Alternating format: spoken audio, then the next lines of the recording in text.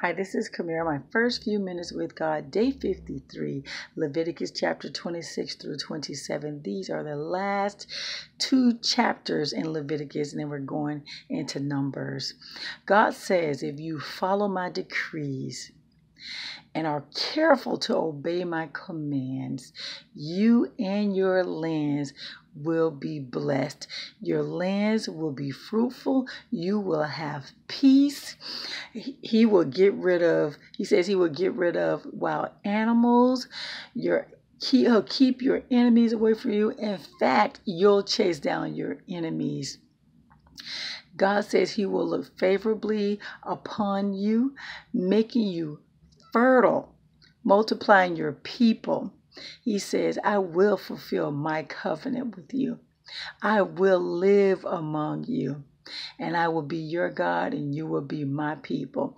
But if you do not listen to my commands, says God, any of his commandments, or break any of his commands, he says, if you reject any of his decrees, in this case, when you reject his decrees or you reject him, and he says he'll punish you. He said, I'll punish you. I'll bring sudden terrors, wasting diseases, burning fevers. You will plant in vain. Nothing will grow. He says, I will turn against you. That's what he says. And if you don't learn, I will bring disasters upon you. If you don't learn. And then he goes through these different types of things that he will bring down on his people if they are disobedient, if they reject him. Yeah. What is also covered is gifts that are given to God when there's a dedication. It's called paying a vow.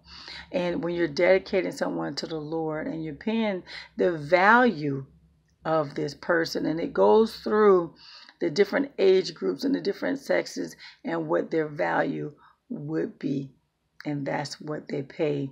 If the vow involves an animal, and it goes through that. Also, there are times where the priest will have to assess the value of the animal.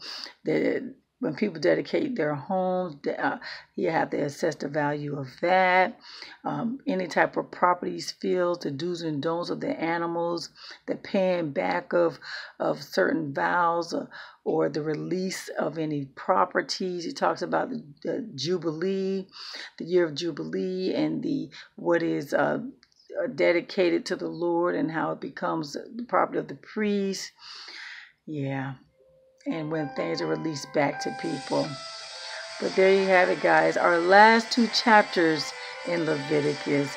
So that's day number 53, Leviticus chapter 26 through 27. You have a God-filled blessed day.